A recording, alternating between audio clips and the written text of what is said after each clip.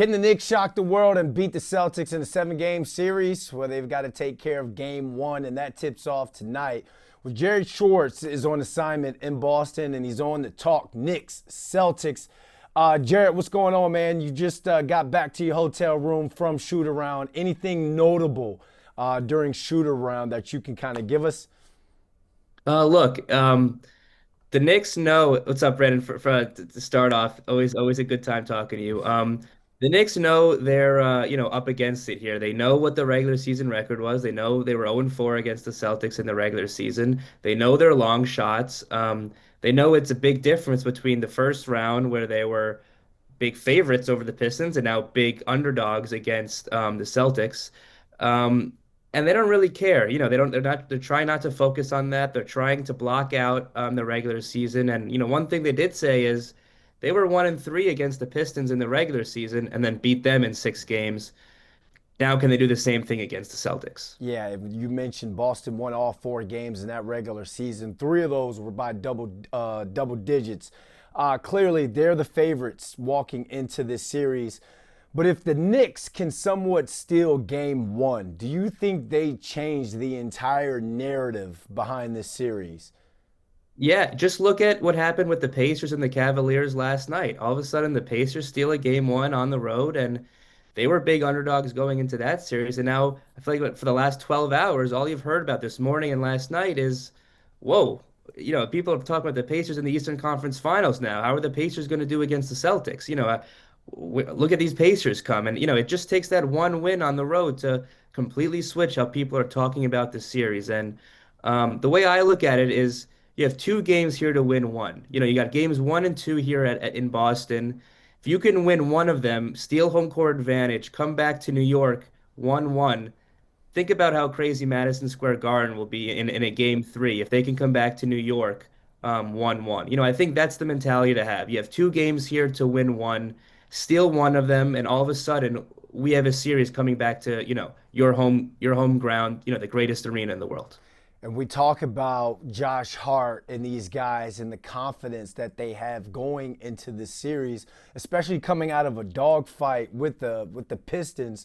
You think the Celtics kind of gave the Knicks even more confidence by barely beating them in that overtime game at the Garden in the final week of the season?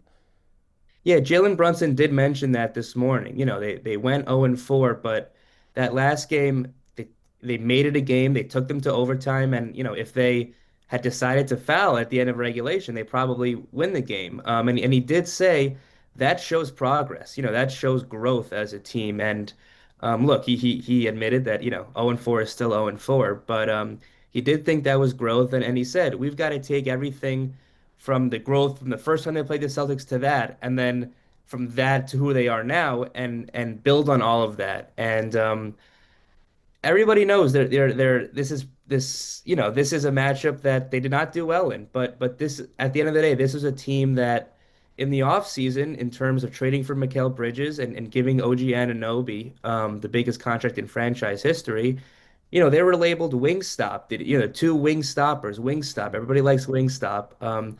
They're supposed to be able to stop the Celtics wings in Jaylen Brown and Jason Tatum. And this is the matchup everybody had in mind when that was, when the roster was constructed like that. So it's time to show it.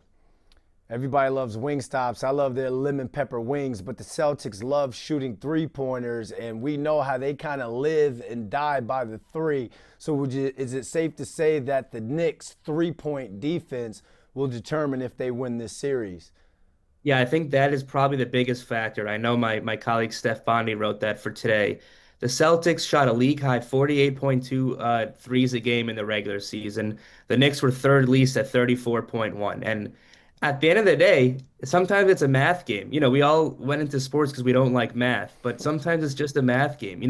One team can be very efficient on offense, another team could be less efficient, but if another team is taking significantly more threes than the other, they have a higher chance to win. And that's how we see the Celtics win a lot of games. They just take more threes than the other team. They just outshoot the other team. And one of the biggest factors for the Knicks this year in determining if they would win or lose is their 3-point defense. I don't have the exact numbers, but If they gave up an X amount of threes per game, they lost. If they limited it to a certain another amount, they won. It was an issue for the Knicks all year in terms of the 3-point defense. Despite what I said before, with their wing defenders. That's the Celtics' strength. They have so many, often they have five guys on the floor who can shoot. Their big men can shoot. Um, that is going to be the biggest determinant of who wins the series. Yeah, we could got to go back and look at the Knicks' uh, 3-point percentage allowed in their wins versus losses this season, and that there tells you the tell of what they're going to have to stop going into the series. Last but not least, man, here goes the last question. Put you right there on the spot. Who wins game one? Who wins the series? I had in today's paper, I had the Celtics in six. I have the Knicks, making it a series, taking two games, but not tonight. I think the Celtics have been resting. They won in five games in the first round. It's game one at TD Garden. They'll come out fresh. They'll come out sharp. Like I said before, the Knicks can steal one of these two games in Boston. That would be a big win, but I don't see it happening tonight. Lastly, I know I said that was going to be the last question, but you were at shoot around. Jalen Brunson, how did he look walking around on that ankle? He looked fine. It's the same thing with him always. You ask him how he's feeling and he says excellent. I feel great. I feel they Josh Hart used exquisite the other day. It's a new adjective every day. But look, it's definitely not 100%, and we'll see tonight if it holds up all four quarters or like a lot of the first series. At some point, he has to go and leave the locker room and leave the court. All right, all eyes on that ankle. Jared, thanks for hopping on with us, man. Thank you, Brandon. Always a pleasure.